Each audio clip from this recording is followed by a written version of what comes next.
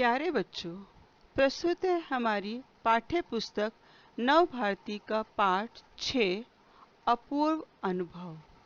इसकी लेखिका हैं तेस्तुको कुरियानगी और इसका अनुवाद किया गया है पूर्वा याज्ञिक कुशवाहा द्वारा।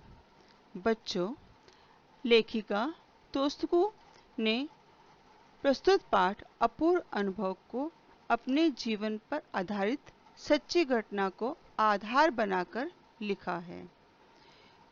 कहते हैं उनकी ये रचना हिंदी जापानी भाषा द्वारा रची गई रचनाओं में सर्वश्रेष्ठ रचना है। इस किताब को शिक्षक, बच्चे व अन्य शिक्षकविद स्वयं पढ़ते हैं और अन्य को पढ़ने के लिए प्रेरित करते हैं।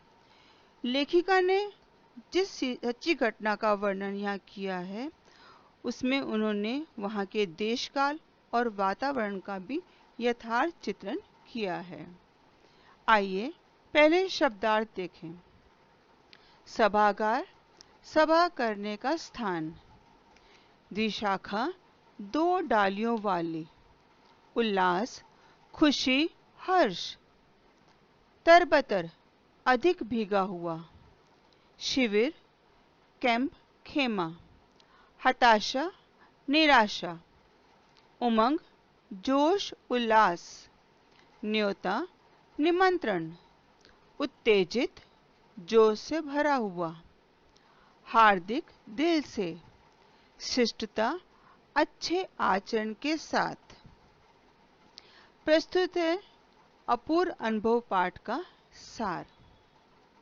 बच्चों, सभागार में शिविर लगने के 2 दिन बाद तोतो-चान के लिए यह दिन बेहद उत्साह से भरा दिन था, क्योंकि इस दिन उसने यासुकी-चान को अपने पेड़ पर चढ़ने का न्योता दिया था। बच्चों, तोमोए वहाँ की जगह का नाम है। वहाँ प्रत्येक बच्चे का बगीचे में अपना अपना एक पेड़ था और उस पेड़ को वो अपनी निजी संपत्ति मानते थे। वहीं पास ही कोहोन बुत्सु जाने वाली सड़क के पास तोतो-चान का बड़ा सा पेड़ था।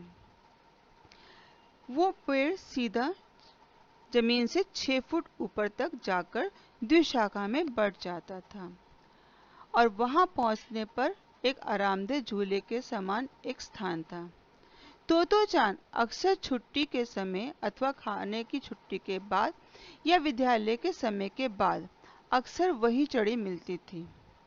बच्चे अपने अपने पेड़ को निजी संपत्ति मानते थे, इसलिए जब किसी दूसरे को उसके पेड़ पर चढ़ना होता था तो वे उससे पूरी शिष्टता से पहले पूछते, माफ कीजिए, क्या मैं अंदर आ जाऊं? शिष्टता दिखाने के बाद ही उन्हें एक दूसरे के पेड़ पर चढ़ने के लिए मौका मिलता था। बच्चों, यासुकी-चान जो उसी विद्यालय का छात्र था जिसे पोलियो था और इसलिए वह ना तो किसी पेड़ पर चढ़ पाता था और ना ही किसी पेड़ को अपनी निजी संपत्ति मानता था। अतः तोतो-चान ने सोचा कि वह उसे अपने पेड़ पर चढ़ने का आमंत्रण दे। उसने यह बात किसी को नहीं बताई थी, क्योंकि अगर यह बात किसी को पता लग जाती या बड़े कोई सुनते तो उन्हें अवश्य डांट पड़ती, क्योंकि उसके लिए यासुकी-चान को पेड़ पर चढ़ाना सरल कार्य नहीं था, क्योंकि यासुकी-चान पोलियो से ग्रस्त था। अतः उसने माँ से यह बात छिपाई और जब वह घर से निकलने लगी तो उसने माँ से कहा कि वह यासुकी-चान के घर देने चोफू जा रही है। क्योंकि वह झूठ बोल रही थी, इसलिए उसने माँ की तरफ ना देखकर अपनी नजरें जूतों के फीतों पर ही गड़ाए रखी। लेकिन जब वह जा रही थी तो रॉकी उसके पीछे पीछे स्टेशन तक आया और उसने उसे बता दिया कि वह आज यासुकी-चान को अपने पेड़ पर चढ़ने के लिए आमंत्रित करने वाली हूँ। हालांकि रॉकी जो है वो उसका जर्मन शेफर्ड कुत्ता था जो उसकी बात को नहीं समझने वाला था, तो भी उसने अपने मन की दिलासा के लिए उसको ये खबर सुना दी। विद्यालय पहुंचकर तोतो-चान यासुकी-चान को अपने पेड़ की ओर ले गई और वहां जाकर उसने क्या किया, चौकीदार के छप्पर से एक सीढ़ी घसीट कर ले आई और उसे तने के सहारे ऐसे लगाया जिससे कि वह द्विशाखा तक आसानी से पहुंच जाए।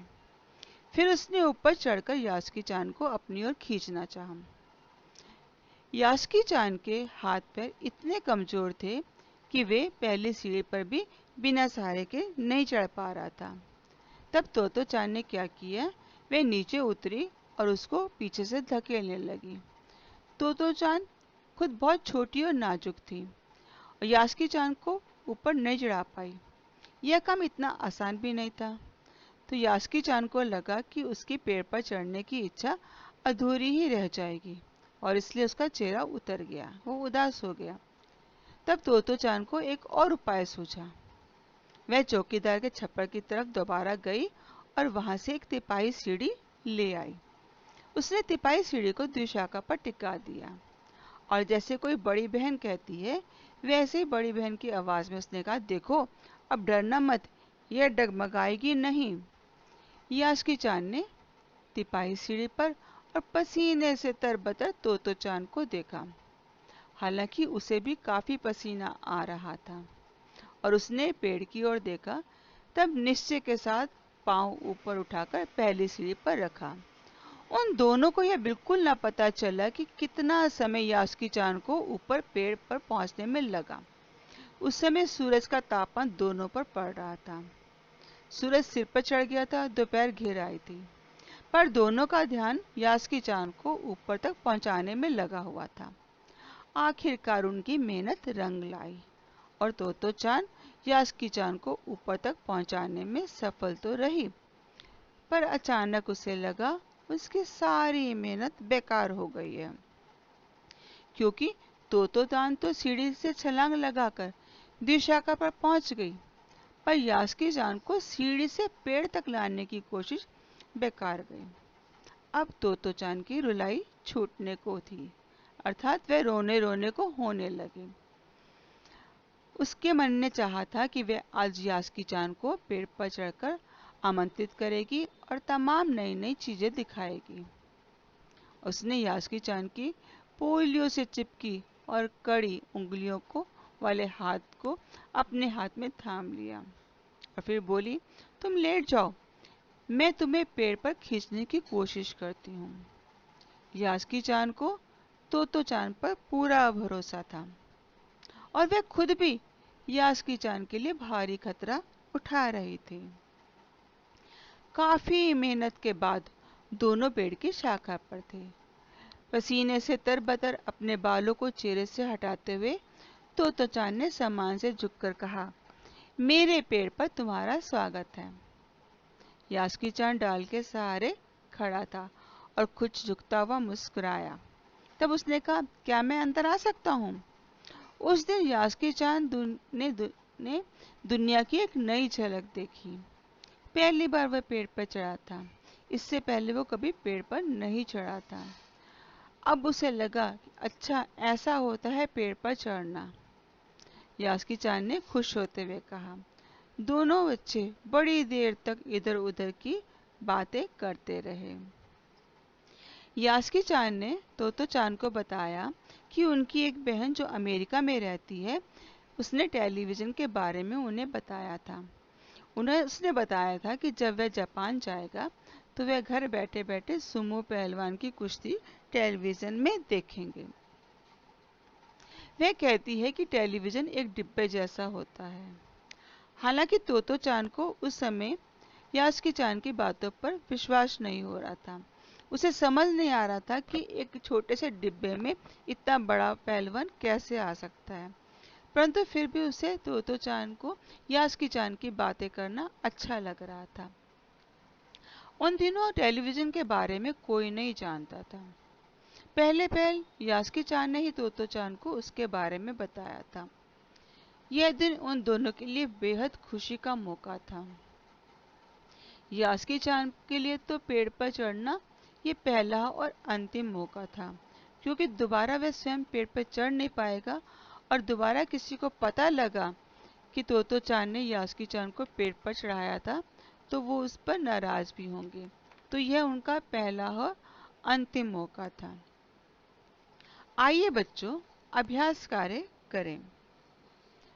पहला प्रश्न है अति लघु। यास्की चान कौन था? ख। तोतो चान क्यों उत्तेजित थी? ग। यास्की चान के लिए क्या करने का पहला और अंतिम मौका था? प्रश्न 2, लघु उत्तर लिखिए। क। यास्की चान किस पेड़ को निजी संपत्ति क्यों नहीं मानता था? ख। तोतो चान ने मां से क्या झूठ बोला और क्यों? ग। यास्की चान की बहन ने उसे टेलीविजन के बारे में क्या-क्या बताया था? प्रश्न 3, दीर्घ उत्तर लिखिए। बच्चों, दीर्घ प्रश्न के उत्तर कम से कम आप 10 से 12 पंक्तियों में लिखेंगे। पहला प्रश्न इसमें है का पाठ। तोतो चान का पेड़ कहाँ और कैसा था? वह पेड़ पर चढ़कर क्या-क्या करती थी?